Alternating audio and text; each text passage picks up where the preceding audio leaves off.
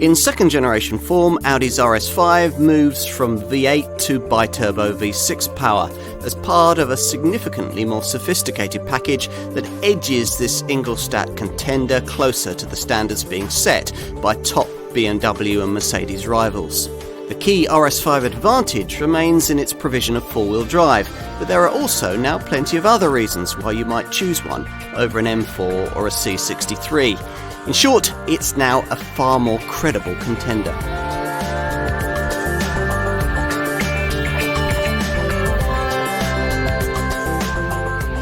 Can a more efficient, high-performance sports car also be a more rewarding one? Well, Audi says it can and confirms its intentions to deliver just that with this model, the fearsomely fast second-generation RS5 coupe. Now, the word efficient always has to be used with a degree of relativity when you're talking about a contender that fronts up with as much as 450 PS, but it is certainly applicable here. This Mark II model up to 25% more efficient than its predecessor, yet every bit as quick. Now, the credit for that lies with the two fundamental changes made this time around: the introduction of an all-new, stiffer and lighter MLB platform and the replacement of the previous version's 4.2-litre V8 with a cutting-edge 2.9-litre twin-turbo V6. That last change is the one that made the headlines when this car was launched in the summer of 2017. After all, that old V8 was in many ways the engine that really established Audi RS products as top-flight performance contenders. Back in 2005, that was the power plant used to launch the glorious R8 sports car and the one that at last put Ingolstadt's RS4 model on an equal footing with its BMW M3 arch rival. Now, whether it was the right unit to power the first generation version of this car, which was launched back in 2011, was more debatable. That old RS5 coupe was already much heavier than direct rivals from BMW and Mercedes, and plugging in such an enormous engine up front hobbled it further when it came to trying to provide the kind of engaging driving dynamics that buyers in the high-performance coupe segment crave. So the engineers at Audi Sport started again, working with Porsche to create a lighter, more responsive 2.9-litre twin-turbo V6, able to equal the total output of the previous model and vastly improve on its pulling power. They then mated that engine not only to those more agile underpinnings, but also to a more responsive 8-speed Tiptronic paddle-shift auto gearbox. In addition, Audi's traditional advantage over direct rivals like the Mercedes-AMG C63 coupe and the BMW M4, its Quattro four-wheel drive system has been retained and improved. And there's a standard rear sport differential to further help get the torque to the tarmac through those turns. That sounds rather promising, doesn't it? Well, let's put this car to the test.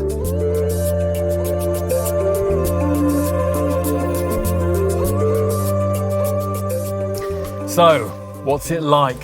Well, your perspective here will depend a great deal on whether you come to this car with a fresh perspective on Audi RS products, or whether you're one of those who harbour fond memories of that old 4.2-litre V8 that sustained this Ingolstadt sub-brand for most of the last 2 decades. Now, with that unit fitted to the old version of this car, the hour of fireworks delivered on startup were, well, they were pretty memorable. With this second generation model's biturbo 2.9-litre V6, well, the melody is inevitably a bit less addictive, although it can be improved if, as here, your car has been optioned up with the extra cost RS Sport exhaust. At least on the move, there's absolutely no doubting that the engine switch has delivered significantly more speed this time around. Forget the fact that 450 PS, the total power output is pretty much the same as delivered by the old V8. The stat that really matters here is that of pulling power, and those twin turbos deliver far more of it. To be specific, the torque figure rises 170 newton meters to 600 newton meters, which equates to an astonishing 44% power to weight ratio improvement.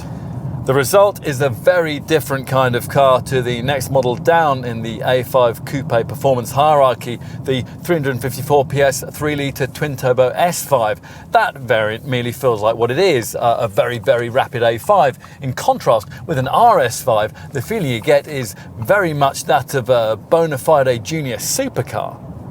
To be specific, rest to 62 miles an hour occupies just 3.9 seconds, which is 0.6 of a second quicker than the previous generation model, and also a fraction quicker than you'll go in this model's two closest rivals, BMW's M4 and the Mercedes-AMG C63. Just as well then that the brakes are devastatingly effective. As usual with fast Audis, the maximum speed is rather pointlessly capped at 155 miles an hour, although in this case you can pay Ingolstadt an obscene amount of money to get that restrictor lifted, in which case your RS5 will top out at 174 miles an hour. In normal point-to-point motoring, torque builds from just under 2,000 RPM, and from then on, providing you have a straightaway that's long enough, the sensation of power is, well, it's akin to that of being in a 747 firing down the runway at Heathrow. As at startup, the creamy, the rather digitalised soundtrack as the revs rise isn't a match for that of the old V8, but it's got its own theatrical fizz, and you're rather warm to it after you've lived with it for a bit. It's certainly hard not to be impressed by the way this RS5 tackles the turns this time around.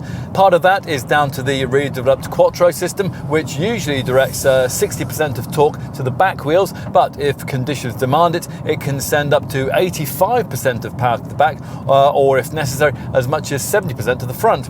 This setup's been designed to work with a torque vectoring system that applies minimal brake interventions to the wheels on the inside of any given curve before they start to spin, so maximising traction and making handling more precise, more agile and stable.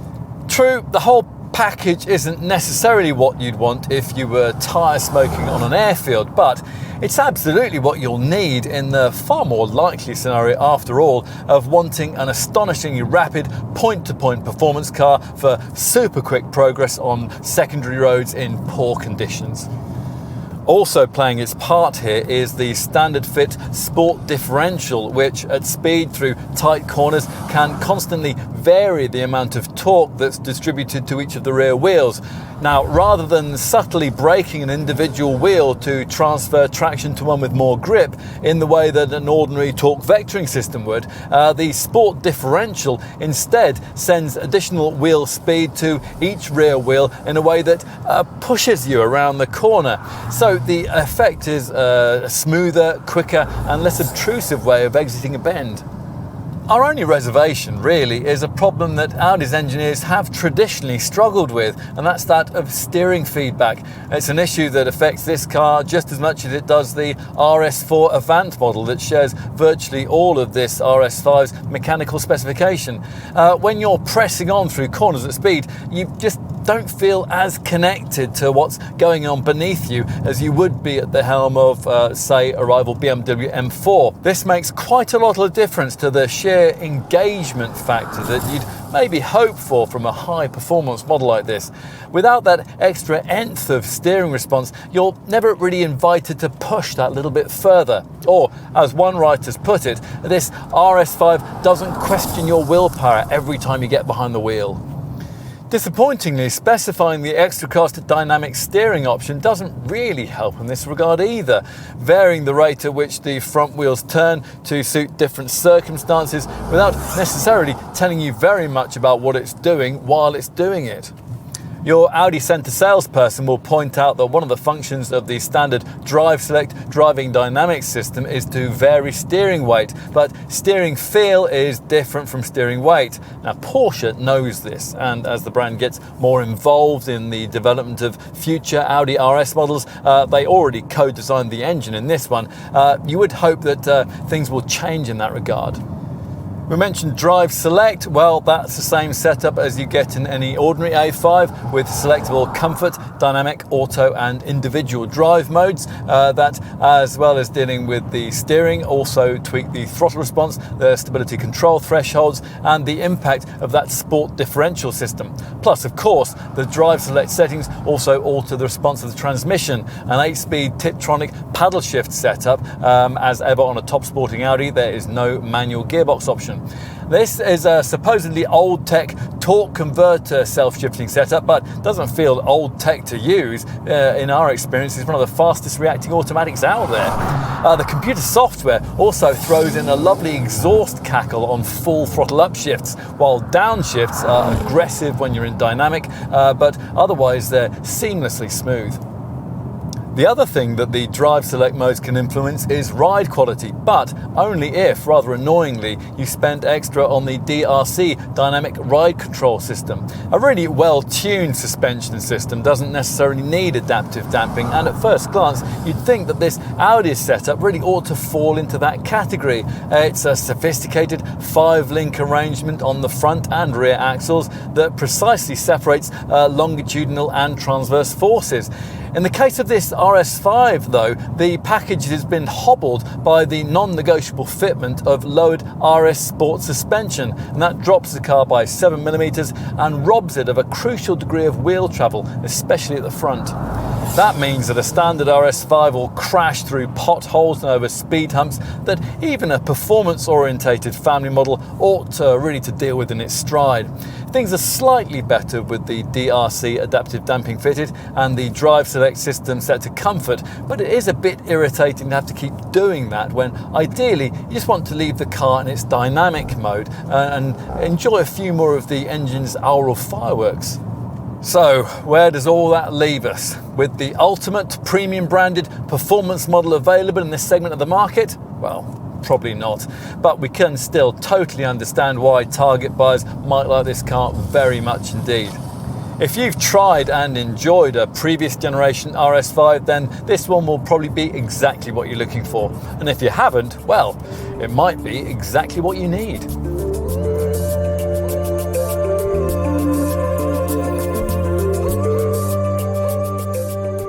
This RS branded A5 Coupe isn't quite as stylistically subtle as its lesser S5 stablemate, nor would you want it to be. Appropriately enough, aesthetic inspiration came from a competition model, Audi's 90 Quattro IMSA GTO Racer, hence the blistered wheel arches, the lacerated air intakes and the huge oval exhaust pipes. It's certainly a slightly larger car than its predecessor, thank the new MLB Evo platform for a 74mm increase in length, and the more purposeful stance is a touch lower too. Time to get up close and personal here at the front, where the look is far more distinct from humbler A5 Coupe models than is the case with the S5. Now the main difference here lies with this high sheen black honeycomb grille, which lacks the bright aluminium crossbars that feature on other A5 variants and which gets Quattro lettering along its lower edge. These lower corner air intakes also get a meaner look thanks to a reduction in chrome adornment, and further up are the full LED headlights, and these can optionally feature the intelligent matrix technology that we have here, and which either way have these extra lateral air inlets, and they make the car look wider, more aggressive. Move to the side, and the most obvious point of RS5 differentiation lies with Quattro blisters on the flanks that emphasise wheel arches widened by 15mm to accommodate the huge alloys. 19 inches are supplied as standard, but most owners are likely to want to trade up to these bigger 20-inch 5-arm trapezoid design rims. They're here embellished with optional red brake calipers. The door sills are wider too than they would be on an S5, and they feature these black inserts which can optionally be specified with carbon trimming. At the rear, the subtle silvered lower diffuser you get on an S5 is replaced by this far more overt RS panel, featuring at either corner the huge oval tailpipes I mentioned earlier.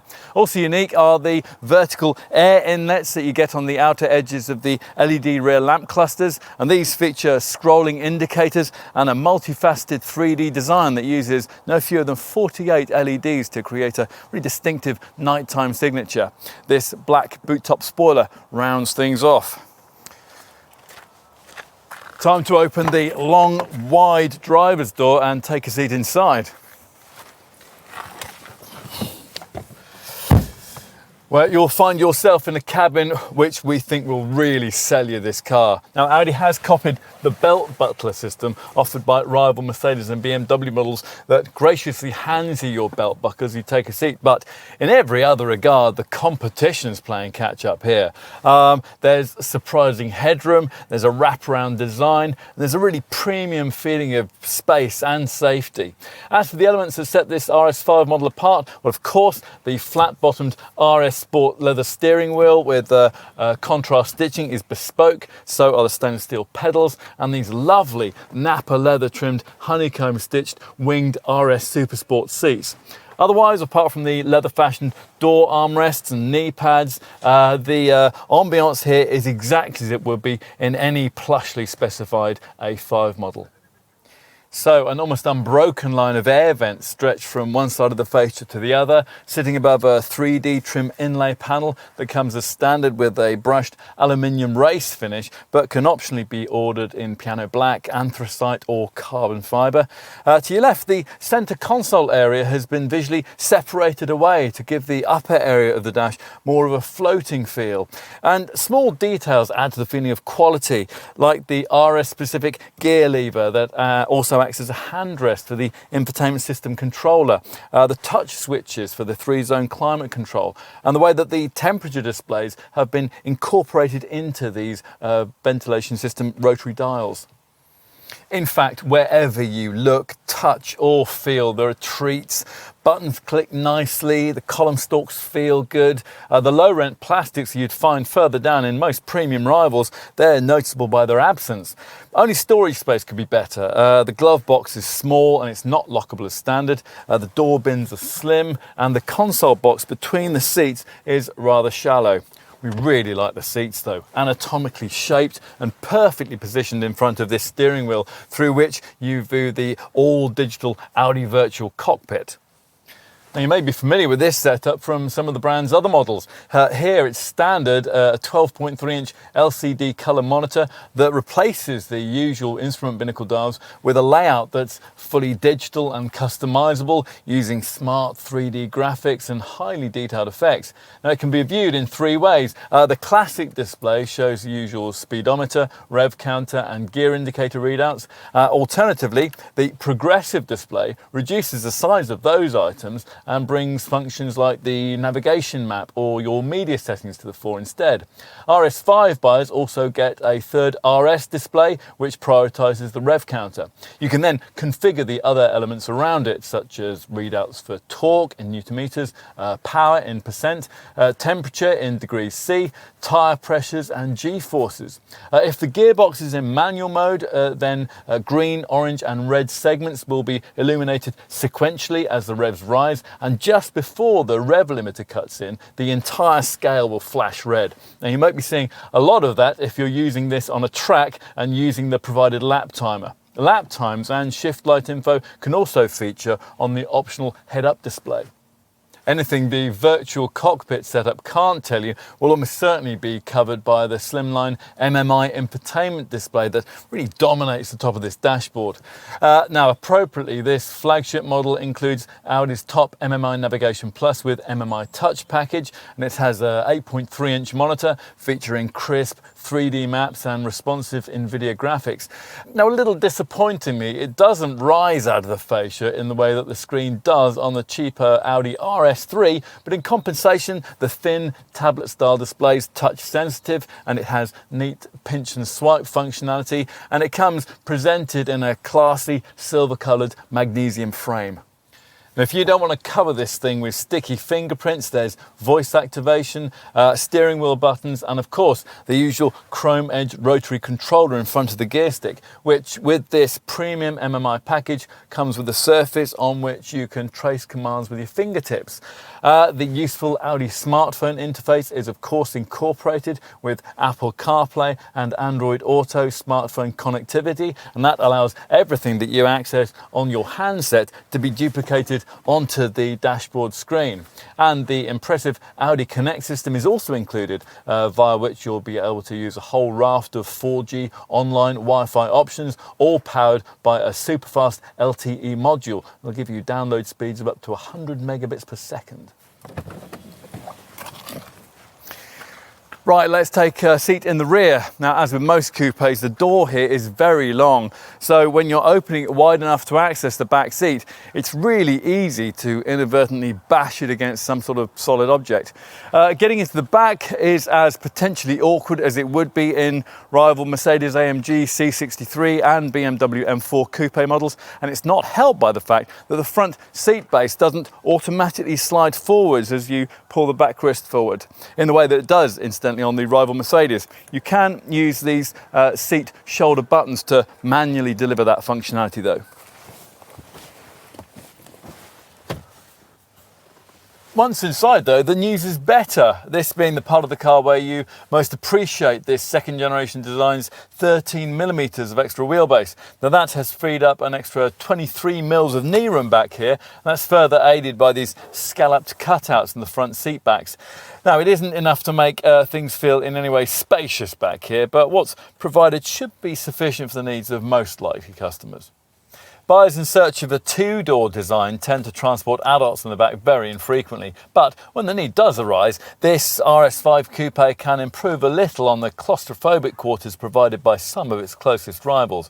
These recessed side panels give you decent room for your elbows, and this second generation model provides a few added millimetres for your head too, although that won't be enough to prevent 6-footers from having to slouch a little bit. Nice touches include individual cup holders down here by the seat bases, digital climate control buttons, and a centre armrest with a neat lidded compartment. Small side bins offer somewhere to keep small items from rattling around too. Finally, let's take a look in the boot. Now, it opens automatically via a button on the key fob, and it can optionally be ordered with a sensor control, so you can activate it with a wave of your foot beneath the bumper.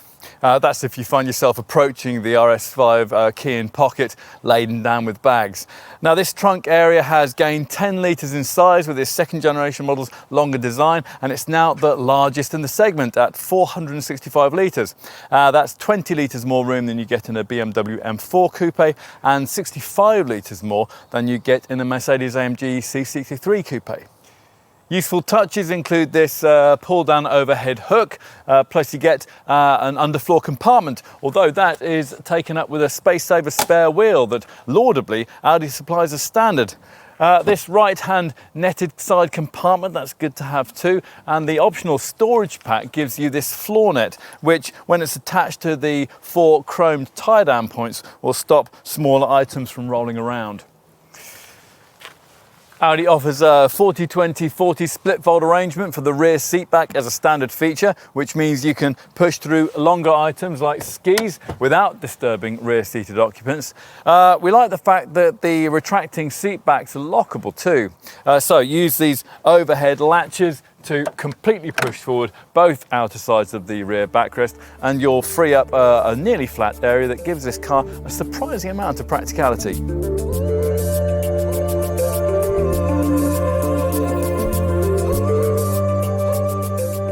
You'll need a £63,000 budget for this RS5 coupe, which isn't actually much more than Audi was asking for the first generation version of this model when it was launched back in 2011. This figure does though represent quite a step up from the figure that Ingolstadt asked for the lesser 354 PS S5 model, which costs around £48,000 in coupe form. So is the £15,000 premium justified by this 450 PS contender's extra power and bespoke equipment package? Well, only you can decide that. On to the RS5 value proposition in comparison to rival brands. Now, 3 rival brands to be specific. Virtually all potential buyers will also be considering this car's 3 closest rivals. There's BMW's M4, which costs virtually the same if you order it in comparable competition pack auto form with 456 PS, and the Mercedes-AMG C63, which also costs around about the same if you order it in coupe form with a standard 483 PS engine. Offering the same output in a slightly more left field package is the Lexus RCF coupe, which costs around £1,700 less than this Audi, and which could be tempting if you want to return to the days of having a throbbing V8 beneath the bonnet. When it comes to coupes with this sort of capability and power, there aren't really any other credible options. A Porsche 718 Cayman S only offers 355 PS, a Ford Mustang Fastback V8 doesn't have the class to compete, and the Nissan GT-R is too pricey and too powerful. If you were happy to have a saloon though, then we would suggest you take a look at Alfa Romeo's desirable Giulia Quattrofoglio, which costs a fraction less than an RS5 and which offers a potent Ferrari-sourced 3-litre V6 that puts out 517 PS. If, having considered all of that, you conclude that it is an RS5 that you really want, then you're going to need to know just how generous Audi has been with the standard specification. So let's take a look at that now. Obviously, the paddle shift 8-speed Tiptronic auto gearbox and Quattro setup come as standard, as do other mechanical fundamentals in the RS5 package, including a firm lowered RS Sport suspension, an RS exhaust system and an RS model enhanced braking system with branded brake calipers. There's also an RS version of the brand's Drive Select vehicle dynamic system that allows you to tweak the throttle, the steering and the gear shift timings to suit the way that you want to drive. Also standard is a feature that S5 buyers have to pay extra for, the Quattro with Sport differential package that distributes variable amounts of driving force to each rear wheel, improving stability and agility when you take tight corners at speed. Additionally, you get aluminium pedals, acoustic glazing, an alarm, a split folding rear bench and full LED for the headlights and the tail lights. Plus, of course, there are lots of subtle RS model styling features. The radiator grille, the rear diffuser, the rear spoiler, even the tailpipes and the wheel arches, all of these things, like the 19-inch 10-spoke star alloy wheels, they're all RS5 specific. As of course is much of the interior trim, the embossed front RS Supersport seats, for example, which can be specified as standard in 3 ways. The Napa leather can be black with rock grey stitching, or you can also have crescendo red stitching. Here though, we've opted for the leather with a lighter lunar silver finish. Either way, these chairs come electrically powered and heated, plus they also feature a pneumatic massage function. To complete the classy feel, there are aluminium race interior inlays, plus there's full leather trim for the door armrest and the knee pads. The gear lever is bespoke too, as is the 3-spoke leather RS Sport steering wheel, through which you view a set of all digital Audi virtual cockpit instrument dials that here include an RS specific menu. Also standard is top-level media connectivity, and that's courtesy of Audi's MMI Navigation Plus with MMI Touch setup. And that works via an 8.3-inch center dash screen, and it includes integrated 3D navigation, a 10GB jukebox, a DVD player and voice recognition. You also get 3 years of access to the suite of Audi Connect infotainment services. Now, Audi Connect is something we really need to tell you a bit more about. It gives you an LTE data transmission module that establishes high-speed 4G Internet 3 access and creates in this RS5 a Wi-Fi hotspot. Also allows you to navigate with images from Google Earth, access a Google Points of Interest search function with voice control, and use a web radio setup with stations from all around the world.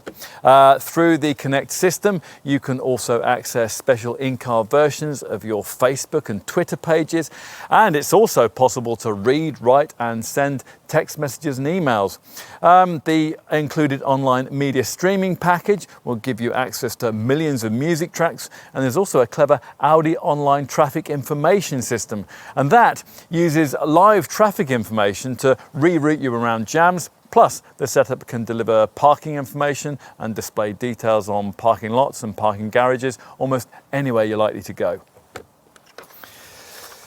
Otherwise, it's all much as you would get in any normal high-spec Audi A5 model, which means that, as with all A5s, you get features like auto headlamps and wipers, rear parking sensors, 3-zone climate control, a keyless go push-button starter, cruise control with a speed limiter, and an auto-dimming rear-view mirror.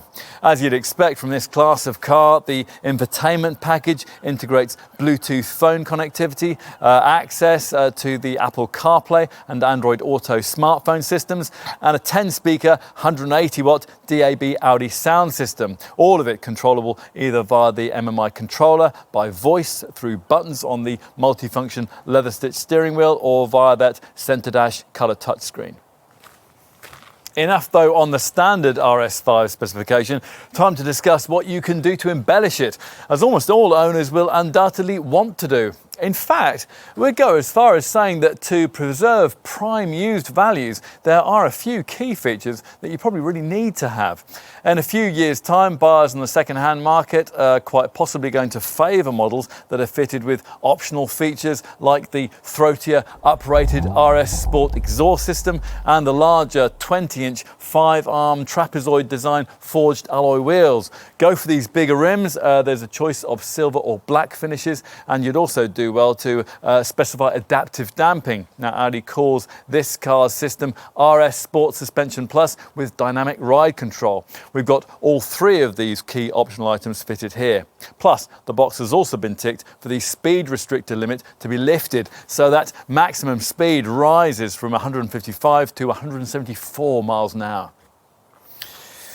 Another optional feature fitted here that future buyers would probably also quite like to see is the clever RS Matrix LED headlight system. Now, these Matrix lights are a real nighttime talking point. They incorporate sensors and an inbuilt camera that detects other road users as well as ambient light in built-up areas. Now, the beams then react by dipping individual LEDs to prevent dazzle while still fully illuminating the remainder of the road. Now, they even draw from the vehicle's navigation data to anticipate corners, adjusting LEDs as you negotiate the bend.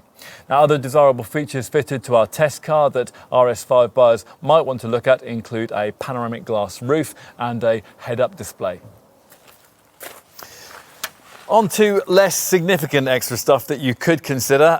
It's worth thinking about the comfort and sound pack. Now, that gives you a high-end 19-speaker, 755-watt Bang & Olufsen 3D sound system, a rear view camera, and advanced key keyless entry that includes a rear sensor that allows you to open the boot with a wave of your foot beneath the bumper.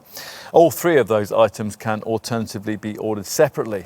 What else? Well, we wouldn't really want the dynamic steering option. Now, this varies the steering ratio based on your speed and the drive select mode that you've chosen.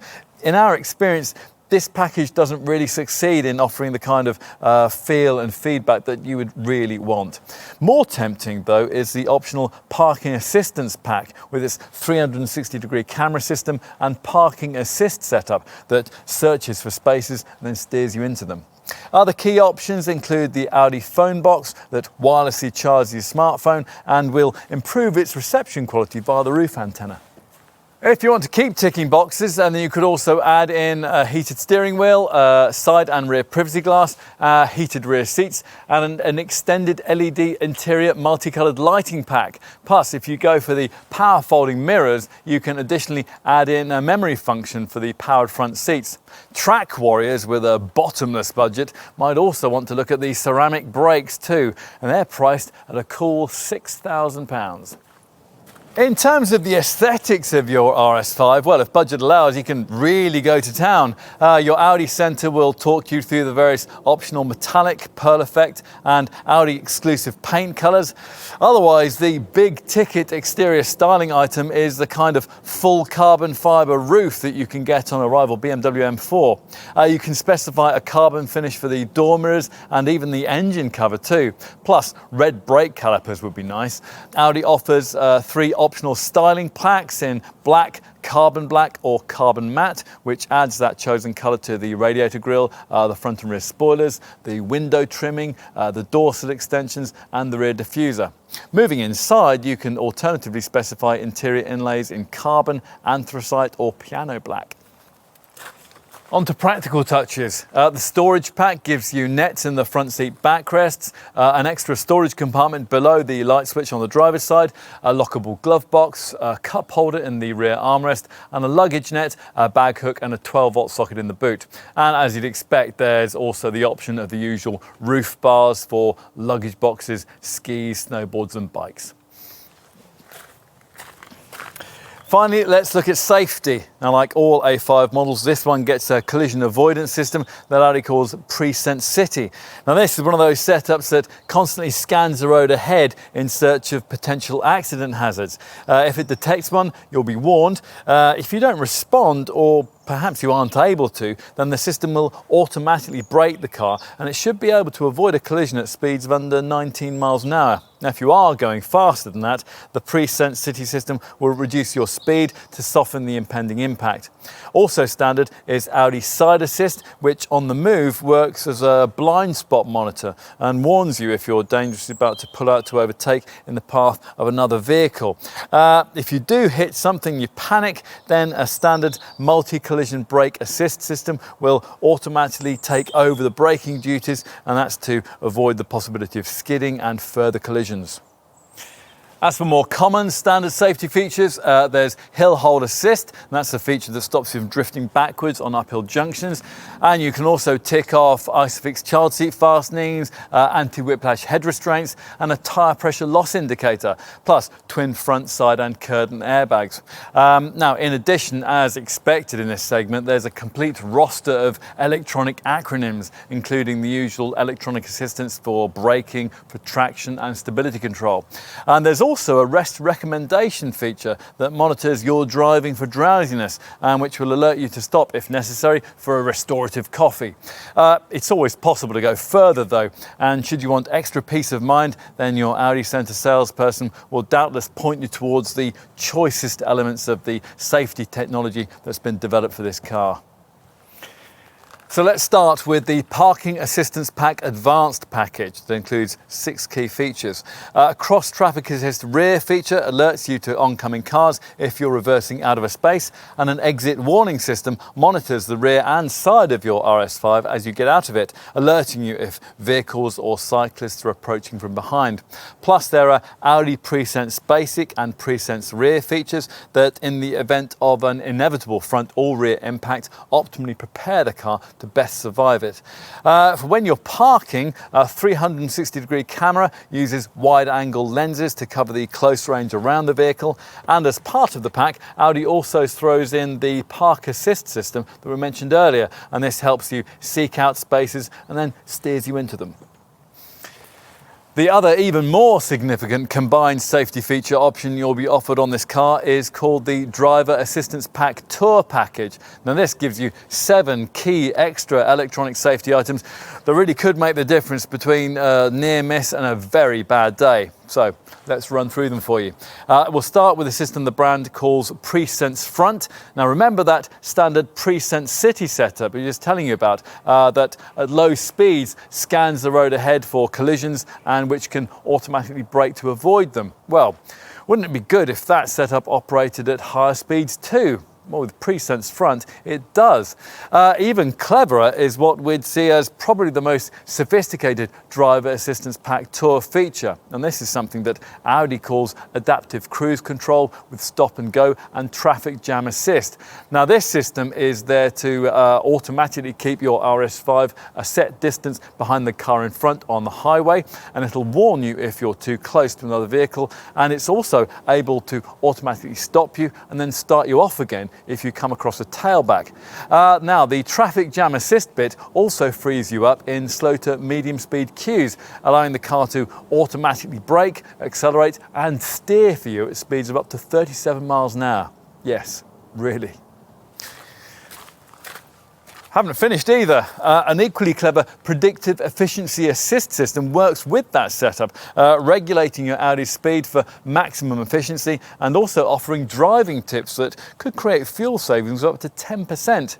Well, if you think that's neat, then check out the 4th Driver Assistance Pack Tour feature. That's called Turn Assist. Now, say you're turning out of a junction and you haven't seen an oncoming car or bike. Turn Assist will automatically apply the brakes and prevent the accident. Now, if only every car had that feature.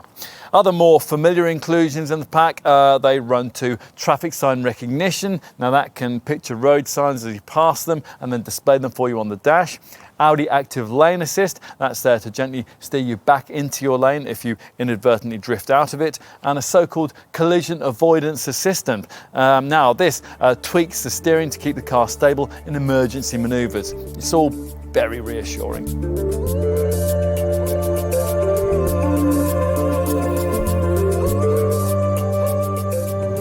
It would have been disappointing if Audi had switched this model from V8 to biturbo V6 power without a substantial gain in running cost efficiency. Well, quite an improvement in that regard has been delivered here, which does go a long way towards compensating for the lack of the old engine's oral fireworks. To be specific, where the old V8 powered Mark I model RS5 managed 26.2 mpg on the combined cycle and 252 grams per kilometre of CO2. With this car, the figures are 32.5 mpg and 197 grams per kilometre, and that's regardless of your choice between 19 or 20-inch wheels. To save you crunching the numbers, these figures see a 21% improvement in combined cycle fuel consumption and a 25% gain in CO2 emissions. Mind you, that CO2 figure will still see you needing to pay £450 a year in tax just to keep this car on the road. We'll try and give you some perspective on the returns just quoted in various different ways. Now, the next model down in the range, the 354 PS S5, manages 38.2 mpg and 170 grams per kilometre. But perhaps more pertinently, let's tell you that the RS5 model's readings are about the same as you get from a rival Mercedes-AMG C63 and fractionally better than those you get from a rival BMW M4. The only other comparable competitor in this segment, the old-school V8-powered Lexus RCF, is much pricier to run. Of course, all of this is relative. I mean, drive any car in this segment as it's designed to be driven, and you'll struggle to see 20 miles per gallon on a regular basis. Audi points to the fact that the lighter MLB Evo chassis has helped this RS5 model's cause, which is true. The Mark II model is 60 kilos lighter than its predecessor. Having said that, though, it still tips the scales at 1,655 kilos, which makes it fully 70 kilos heavier than a rival BMW M4. Like the brand's impressive 2-litre TFSI engine, this car's 2.9-litre TFSI power plant uses a whole range of clever technology to improve its returns. It works in what Audi calls a B cycle to improve partial throttle load fuel returns. It has a special 2-stage AVS, Audi valve lift system, and it uses clever thermal management for more efficient running at startup.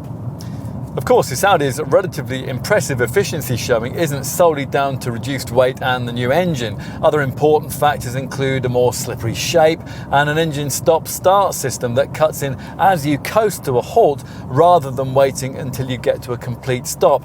This means that in traffic, the engine is off more often than it would otherwise be. It's also worth mentioning that the automatic transmission has an efficient freewheeling mode that cuts in when you come off the accelerator and cruise at speeds between 35 and 100 miles an hour. This feature disengaging the engine for greater efficiency and then re-engaging it immediately and almost seamlessly when you either accelerate or brake. Going further than that requires use of the optional predictive efficiency assist setup that Audi says could potentially improve your fuel economy by as much as 10%. It works with navigation data and the adaptive cruise control system that comes as part of the extra cost Driver Assistance Pack Tour package. How? Well, by analysing a given route once set to decide how the journey could be undertaken more efficiently. And in doing this, the speed limits, the traffic signs, the bends and the roundabouts that you'll be encountering all along the way are all taken into account. The setup then offers driving tips that'll help you achieve better running cost returns. So let's say, perhaps, for example, a junction is out of sight around the next bend and you could take your foot off the accelerator just a little bit earlier. Get onto the motorway, and with the adaptive cruise control system activated, predictive efficiency assist will automatically make all the frugal driving adjustments for you. If it knows you're going to be travelling for a few junctions, it'll engage that freewheeling mode I just mentioned at cruising speeds for greater efficiency. What else? Well, what about maintenance? Now, service intervals vary between 9,000 and 19,000 miles, depending on how hard you drive the car. Somewhere in that span, the need for an impending garage visit will flash up in the instrument binnacle. In fact, this car can even book its own service appointments via an Audi Connect safety and service system app. Now, as well as providing emergency calling and online roadside assistance, this feature can, at the appropriate time, send a service request direct to your local dealer. Alternatively, you can sign up for Audi Service Request, which uses the onboard Wi-Fi to enable your car to communicate with the dealer. As your RS5 nears a time when work will be needed, the diagnostics alert your nominated local Audi centre, who will then contact you to book in a convenient time. Maintenance costs can be kept down if you go for one of the prepaid servicing plans that you'll be offered at initial purchase. Another neat service that your dealer can offer you is the so-called Audi CAM system. Now here, technicians carrying out workshop inspections on your RS5 can focus a handheld Audi CAM camera on specific problems and accompany the image with a verbal diagnosis to create footage that can be sent to your computer or your smartphone. That way you'll know precisely what work you're authorising on your car. So, on to the warranty. All contenders in this class get 3 years of cover, but whereas you won't get your mileage limited in this period if you opt for something made by BMW or Mercedes, Audi rather meanly restricts you to 60,000 miles. Optional extra cost packages can extend the warranty to either 4 years and 75,000 miles or 5 years and 90,000. If the worst happens and the car breaks down, there's free roadside assistance included for the first 36 months of ownership. What else? Well, insurance is rated at Group 44E, which isn't too big a jump over the S5, which is 42E. And as usual with Audi, residual values are predicted to be satisfyingly strong. Experts Cat Monitor reckon that after 3 years and 60,000 miles, your RS5 should still be worth around 44.2% of its original purchase price, which is well over 5% better than a comparable BMW M4. That's provided, of course, that you haven't loaded this Audi up with too many pricey options.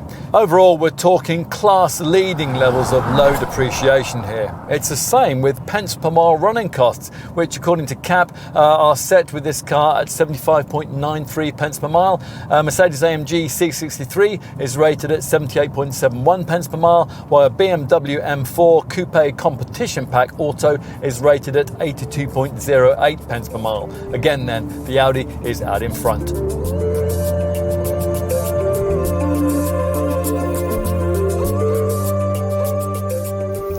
This is, according to Audi, an athlete in a tailor-made suit. Well, if that's the case, then, as others have pointed out, the sprinter in question must surely be Usain Bolt.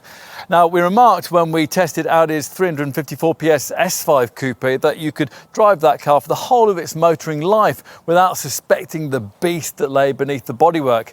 There's absolutely no chance of that with an RS5. It's seriously, frantically, astonishingly fast.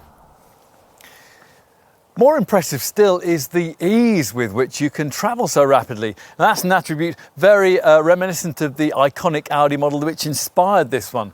The original Audi Quattro Coupe of 1980 made going quickly about as straightforward as it could be. You didn't worry about the weather or the roads you'd be using. You just got into the thing and went very, very fast, just as you do in this RS5.